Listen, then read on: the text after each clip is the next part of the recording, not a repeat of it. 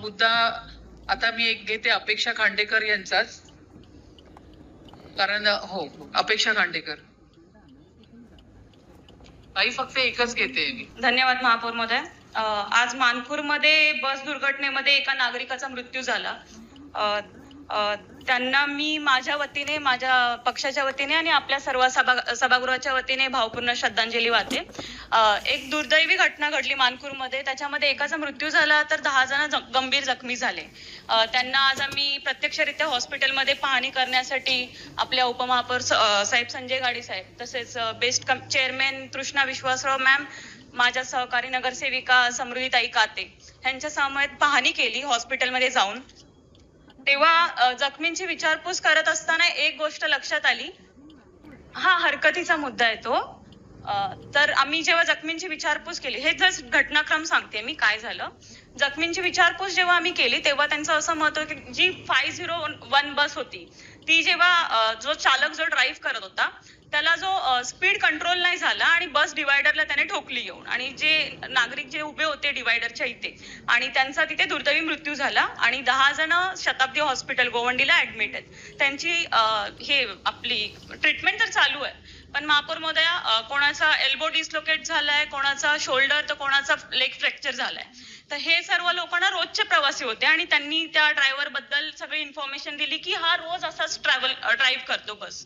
तर पण ह्या लोकांची ट्रीटमेंट आपण करतोय महापौर महोदया. पण जे हे रोजचे कर्मचारी म्हणजे बेसिक घरकाम करणारी आई, एक एकुलता एक मुलगा आणि कोणाचे वडील, अशी लोक जखमी झालेत.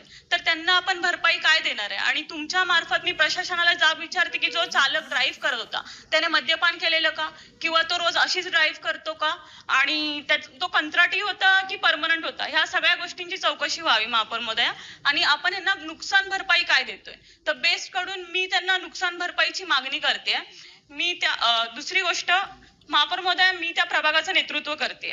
तर तो जिथे ऍक्सिडेंट झाला तो पहिल्यांदाच नाही झालाय महापौर महोदया, 4-5व्यांदा ऍक्सिडेंट झालाय त्याच्यासाठी. आणि तिथे रिझन आहे ऍक्सिडेंट होण्याचं, अनधिकृत बांधकाम, त्याच्यानंतर पार्किंग आणि सर्व्हिस रोड जो आहे, सर्व्हिस रोडच्या इथे वाईन शॉप आहेत, बेसिक रिझन. आणि वाईन शॉप इथून जेव्हा लोक दारू बॉटल्स घेतात मद्यपानासाठी, ते घरी जाऊन नाही करत महापौर महोदया. जे फुटपाथ आहे आपलं सर्व्हिस रोड, तिथेच दारू प्यायला बसतात. ही सिच्युएशन आहे तिथली मानखुरची महापौर महोदया. ह्याच्यासाठी मी पत्रव्यवहार महापौर महोदया 3 महिने अगोदर केले, जेव्हा निवडून आलो तेव्हाच.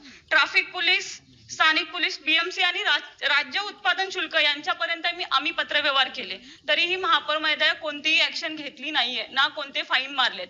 आणि हा सर्व्हिस रोड ह्या लोकांमुळे ब्लॉक असल्यामुळे जे सर्वसामान्य नागरिक आहेत तिथून प्रवास करत नाहीत आणि वन वे ट्रॅफिक होत आहे, वन वे लोक ड्राईव्ह करतायत. आणि इथे आम्ही त्यांना रंबलर बसवण्यासाठी मागितलेलं की जेणेकरून स्पीड कंट्रोल व्हावा. सर्व्हिस रोड वरती जो बस स्टॉप आहे त्याचा युजच नाही होत आहे, कारण की हे जे दारू पिणारे लोक आहेत हे लोक बसलेले असतात. महापौर महोदय, तुमच्या मार्फत मी एक प्रश्न विचारते. आजपर्यंत मानखुर, मला वाटत नाही कोणी मानखुरचा विषय घेतलाय की नाही, पण मानखुर हा बीएमसी मध्ये येत नाही का? कारण जेव्हा आम्ही मानखुर सांगतो तेव्हा असं वाटतं की आम्ही कुठल्या तरी अशा दुर्गम भागातून येतोय, कारण की तो एरिया महापौर महोदय तुम्ही पण पाहणी करा की तो किती झोपडपट्टी आणि कसे लोक तिथे राहत आहेत. आणि एम ईस्ट जो आमचा झोन आहे मानखुरचा, आणि तिथे महापौर महोदय का अधिकारी लक्ष नाही घालत आहेत? किती दिवस असंच चालणार आहे? आणि हे सर्व पत्रव्यवहार केलेले आहेत आमच्याकडे. ह्या दुर्घटनेत अजून एक गोष्ट तुम्हाला सांगू इच्छिते. माझ्या वॉर्ड मधला एक मुलगा आहे, त्याचं मी आवर्जून नाव घेते, ते विकी मांडे, सामाजिक कार्यकर्ता. त्याने 1 तास 2 तास 108 ला कॉल करतोय, तरीही अँब्युलन्स आली नाही.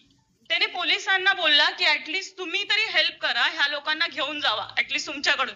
तरी पोलिसांनी फक्त चालक आणि वाहकाला नेलं. तो बोलला मी ह्यांना बघू की नागरिकांना बघू.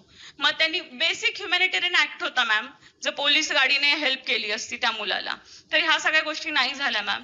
तुमच्या मार्फत मी 108, जर आपल्या डीएमसी मॅडमही होते आमच्यासोबत पाहणी करताना, त्यांचं मत आहे की डिझास्टर मॅनेजमेंटला कॉल करायचा ना. सर्वसामान्य नागरिक म्हणून माणूस 108 लाच कॉल करतो मॅम, डिझास्टर मॅनेजमेंटला तर कॉल नाही करणार. बेसिक त्यांना एवढंच माहिती आहे 108 ला कॉल करायचा आहे. आपल्याला त्याची फ्रिक्वेन्सी वाढवली पाहिजे मॅम, या फिर त्या का येत नाहीत ह्याची चौकशी झाली पाहिजे. आणि तुमच्या मार्फत मी प्रशासनाला हात जाब विचारते की ह्या घटना का घडतात आणि ह्याच्यावरती उपाययोजना का नाही केल्या जात. आणि महापौर महोदय, तुम्ही ह्या प्रश्नामध्ये गांभीर्याने लक्ष घालून ह्याचा चौकशीचे करण्याचे आदेश देण्यात यावेत. बस धन्यवाद महापौर महोदय. आणि नुकसान भरपाई मिळत नाही, चौकशी होत नाही तोपर्यंत हरकतीचा मुद्दा राखून ठेवण्यात यावा. धन्यवाद.